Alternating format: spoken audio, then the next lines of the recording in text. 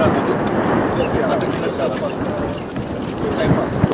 the special economic zone is from about 14 to 17. Yeah. This is land. You have come from Peketoni. Yeah. This is Hindi. Hindi is the division. What related activities? They are committed to commit 10 billion USD. And all that is remaining is the Auda Nepal. The Ramsar corridor starts from the port of Lamu. We have 7 components, and the Lamu port is one of the components of the Ramsar. We are supposed to have to develop the highway. Yeah, you know, this is done. Yeah, that one is already. This one is done. So what will remain is that. But we need. This one is already contracted. He kutoka hapo mpaka huko is up, so there is no problem in terms of the contract. It's only this one now. But we need to. But there are also 2 roads to the border, which was to make it 500.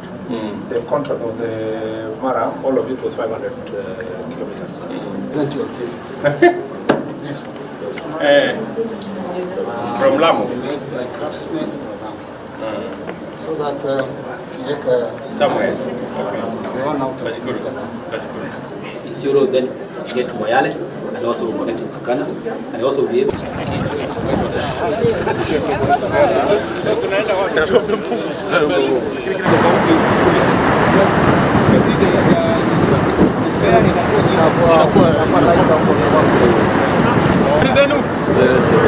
Mambo.